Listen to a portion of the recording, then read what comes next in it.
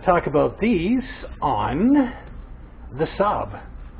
Alright, so what they are basically is they snap up into place, and this is where you actually jack your car up. The jack that comes with the Saab actually fits inside here. Okay, and that way it actually pushes on the strong part of the frame, and at the same time gives it some protection, so you don't end up with scratches and rust and everything else.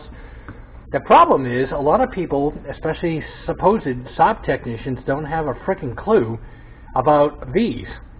Okay, so these ears here, as you push this pin in, separate these ears and lock it into place. And it kind of fits like this here. Then you just snap it up in there. To take it out, of course, because this is going to sit flush, you won't be able to get anything in there. So Saab put these ingenious little strips. It's rubber, and you basically just pull these up and out of the way, and that allows you to get at the edge of this to actually remove that and pop it in. If you don't, then what I end up with, and we basically took my wife's car in to get some tires, and we go to the Saab place for that, and I mentioned this to the Saab Techs that were there, and they said, oh yeah, we'll just pull one off and one of our cars out there and just throw it on for you. Well, they did.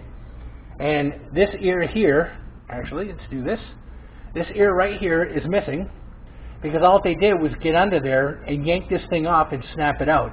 Okay? They didn't get in here, open up this little rubber eye, and pull the pin out first. So they broke it off and it wouldn't stay. And they said, oh, that's okay, we'll just give it to you. So they tried some heavy-duty glue, and of course, them being the cave-dwelling knuckle-draggers that they are sometimes, they tried gluing it to a dirty surface. Well, guess what? It fell right off. When I came home and saw that it was taped up with orange tape, of course, they didn't tell me, I knew they had tried to glue it, and as soon as I took the tape off, this just came with it. So I went online to Aero Parts and ordered this. It was like a little over $8. Of course, shipping is always more, but you can buy these, and I'll put a link up in the description about these here. So what I need to do is jack the car up, get underneath it, take a look at where this goes, and see if there's any stuck glue. And this is pretty hard stuff. It's almost like an epoxy. So I'm going to have to see if there's any stuck epoxy or something and make sure that's completely clean before I put the new one on. There's even a little gasket, which is really nice, to prevent water from splashing up and getting into here in the hole and making its way up inside the car's subframe, which is really nice. So anyway, I'm going to take you guys through that, and we'll go ahead and see how much of a mess they made. And for Aero Parts, here it is right here. The part number, it is a jack block. Again, I'll put the link on Aero Parts where I got this from, but that's basically the information for it. Yeah, basically we had a flat left front tire. A nail had gone through the sidewall, so we ended up having to replace the tire. And you always replace them in pairs, especially if they do not have the same tire. So since the tread was kind of low, I just bit the bullet and replaced all 4 tires, and that's the start of this whole thing.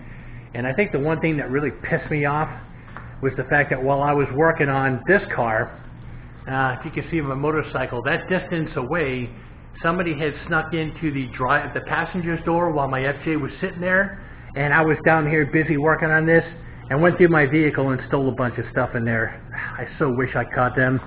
They'd be spending the holiday seasons in the friggin' ICU right now. But anyway, I had to bite the bullet, replace what they stole, make sure that even if I'm working on somebody's vehicle that close, then I make sure I keep all the doors locked. That's stupid Central Florida for you. Anyway, let's get back under this thing and work on getting this car jacked up. So I was able to get my hydraulic floor jack inboard, and at the same time on a piece of the frame itself, so I can lift this up.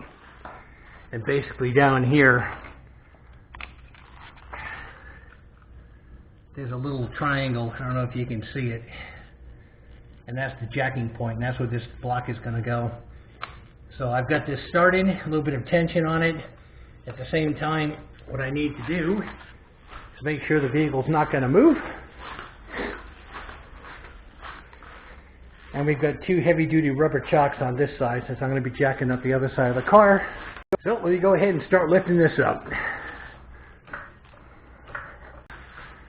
And let's see if this is high enough for me able to see where this thing goes. And this is where the block goes.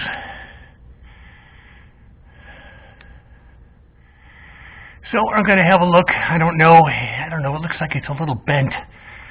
So I'm going to see if it snaps into place. If not, I'm going to have to try to unbend that somehow. So that's what we're going to be working on. It can only go in one way because there's a hole where the pin goes.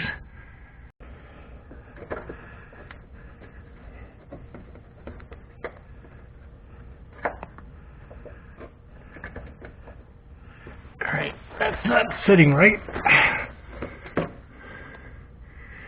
Because it is bent. So somehow I need to pry this flat. Unfortunately, when I lifted the car up, I did put it here. I couldn't see it because this is the Aero with this flashing here and the aerodynamic ground effects, which keep it so close I couldn't get under like I am now. So I put the jack here, and that might be what pushed it in a little bit. I don't even mind a little bit of epoxy that's on here.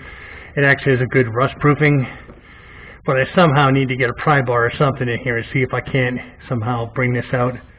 Because when I try to push the new one in, the little tabs here aren't clicking. I tried to put the block in, and these little ears that are on here weren't connecting because this is actually bent in. And when I changed the tire, once this flew off and the car collapsed on the main wheel, thank God it wasn't just the disc, it bent, so I need to try to pry that out a little bit. I don't mind the epoxy that's on there. It's just acting like a good rust proofing right now. So because of that, this new one that I have isn't going to snap into place like it should, and it basically could come off. This should all be flat. So let me see if I can fix this with a pry bar and see what I can do. I think I might even go ahead and lift the car up a little more. All right, gave myself some more room again. That's why I jacked the car up, running this giant piece of framework here. And like I said, I need to go ahead and get this flattened out somehow. Of course, living down here in Florida, the underside of the car still looks brand new. There's that little oil valve I put on there. Alright, so let's see if I can't get this unbent. Okay, so I was able to go ahead and bend this out. It's not completely flat, but using various items, some linemans, a bent screwdriver, a couple of pry bars, and a block of wood, and I was able to get this into this position here. I basically need these two areas to be kind of level, and they are. Okay, so now if I take the block that's going to go in, again without the locking pin,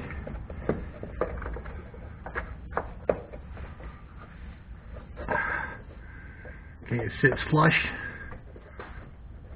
Seems like the teeth are trying to bite because it doesn't just come right back out. So I'm going to put the pin up inside here, and that should lock it into place. So let's see how that works. There's the other one for the aft portion. So these are pretty nice. It allows you to basically jack your car up again without digging into the actual metal and forming a rust spot.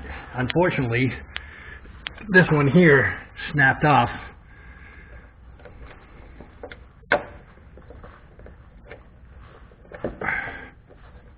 Okay. Shouldn't move at all, but with that pin in right here, it did lock it into place. Now just make sure when you jack it up that the jack which comes with the car is inside here. Or if you use something like this, just make sure that it's around this whole thing or just jack from somewhere else. But at least this is now in and it's not going to come out. Again, I wish it was completely tight, but it's not, which is fine. But it is locked into place. And again, to take it out, there's a little rubber washer here with two ears on it. Pull that off, get to the pin, pull the pin out, and then this comes right back out. So this is the old one here. I'm just going to use it as an example. I pulled the one off that I just put on, took the pin out. It's actually pretty neat. When you pull on this little tab that I showed you guys right here, it actually pulls the pin out with it, which is really neat. So that's how you get this off safely without breaking it. But I use this stuff here, Lexel.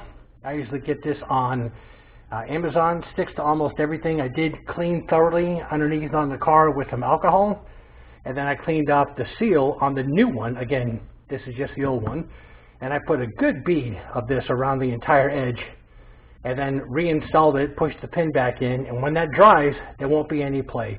It also adds another barrier protection from moisture. And this stuff, guys, is not like any typical RTV, room temperature vulcanization.